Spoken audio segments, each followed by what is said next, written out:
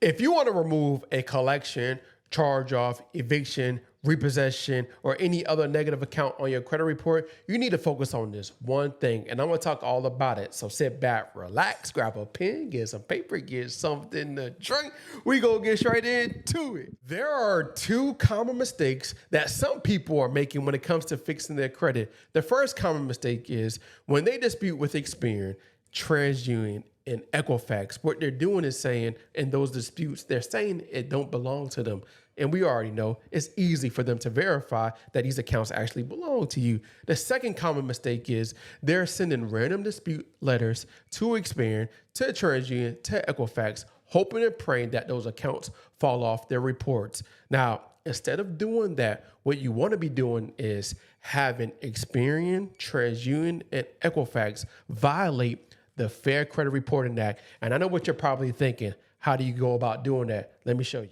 Welcome to the disputing system. If you're unaware, there's a system that the credit bureaus have to follow. And if they don't follow it, it's a violation. All right. And we're going to talk about that later on. However, I got to give credit to where credit is due. Before we get into the system, I want to put everything into context to where everything will make sense. All right. So I got an opportunity to meet Eric Thomas. All right. And he's basically the story that I'm going to share with you is I got it from him. All right. And I got the opportunity to meet him in Orlando, Florida, and get to hear the story based off of. And that story, I was like, man, that's amazing. I want to be able to share that same story to the people I'm serving. All right. And you all are the people I'm serving. I want to help you all get the results that you're looking for. All right. So we all know who this person is. All right. And if you don't know, is Michael Jordan, one of the greatest basketball players that ever touched a ball. Right.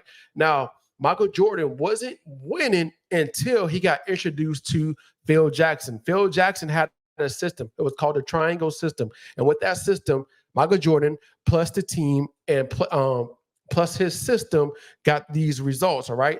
Now, with these results, got multiple championships, multiple championships. All right. He got 6 championships. But if you're unaware of the story, because I don't want to go into like full context. However, Michael Jordan retired, right? And Phil Jackson went to go play with Kobe Bryant and Shaq. And he brought his same system. And guess what? With that system, they got championships. But if you're unaware of Kobe's and Shaq's, story, Shaq went to go play with Miami and Phil Jackson retired. And then eventually Phil Jackson came back to the Lakers and they won 2 more titles. All right. So altogether, Kobe and Phil Jackson got 5 rings together, right? So as you can see, Phil Jackson's system worked, all right?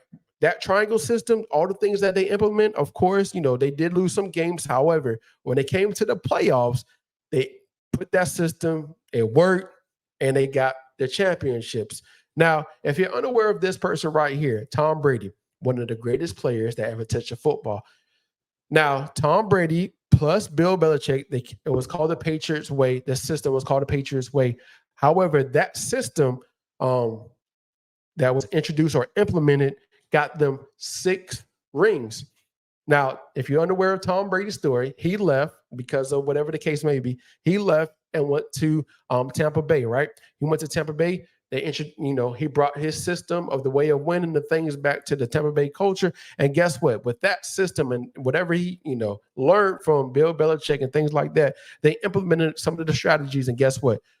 They got a championship. The results work. The system works. Now, I want to introduce to you the system that works. All right. Even though Experian, TransUnion, Equifax are on their own program. However, if you follow the laws, based off of the laws, you're going to get your results. Now, it might take some time, as you know, with the credit bureaus. Nothing is 100% guaranteed. But if you follow this system of how to dispute your accounts off your credit report, eventually you're going to start getting some results. All right. Now, I'm basically going to walk you through that process of what it looks like. So first things first, you have to understand the law first. 15 USC 1681I, right? Procedure in case of disputed accuracy. Now, there are other laws that are in the Fair Credit Reporting Act, but we're going to go over the part of disputing those negative accounts on your report, all right? The laws of the laws, I'm just here to show you and serve you and give you the information based off of what we did as a company and how we help people. Now, we stopped helping people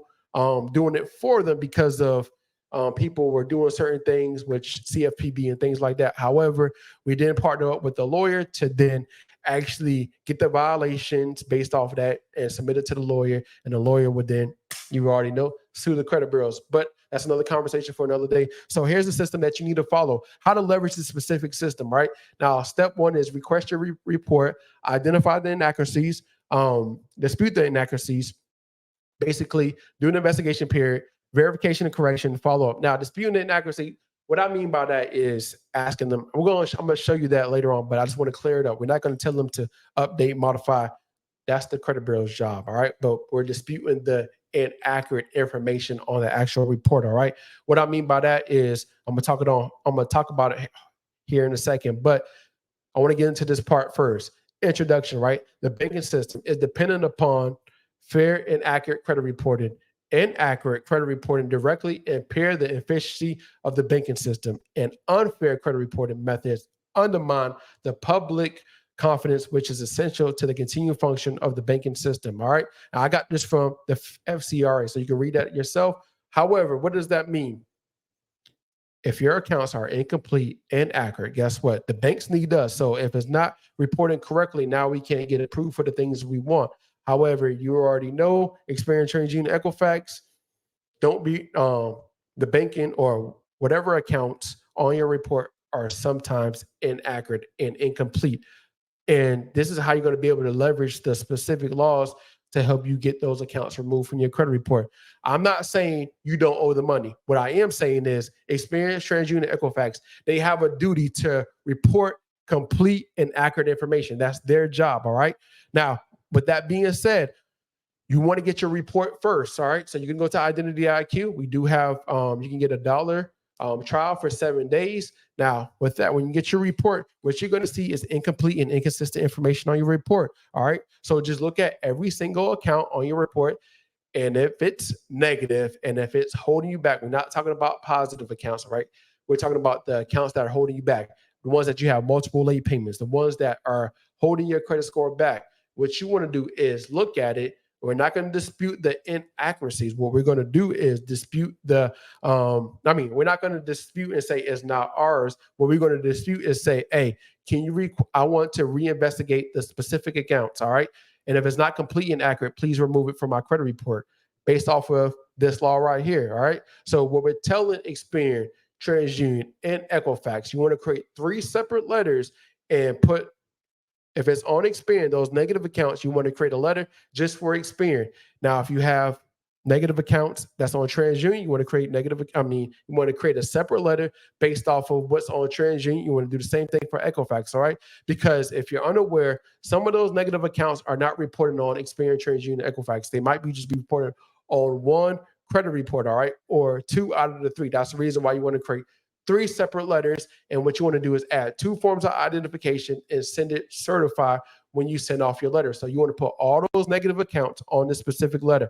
I'll have the letter in the comments, all right?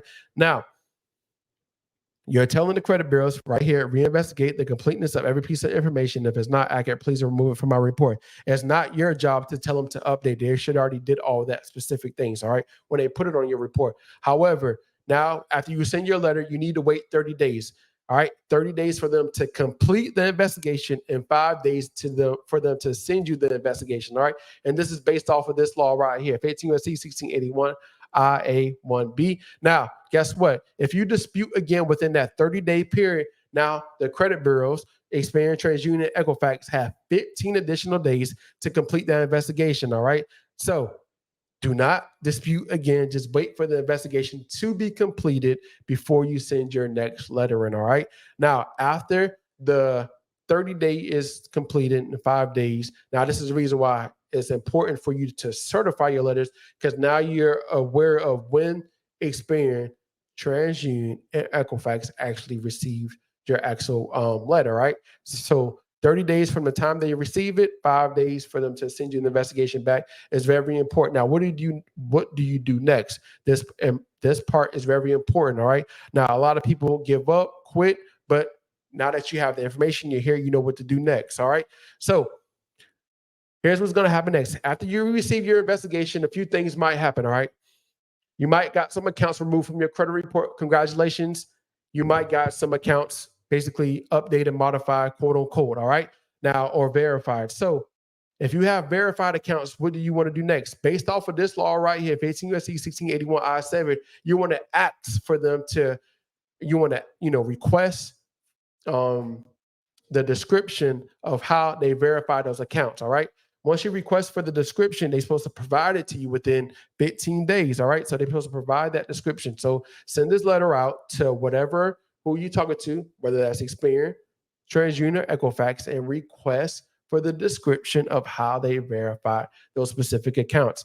Now, they might send something, they might not send something. However, if they don't, it's a violation. All right. And here's the law that they have 15 days to actually provide you that description. All right.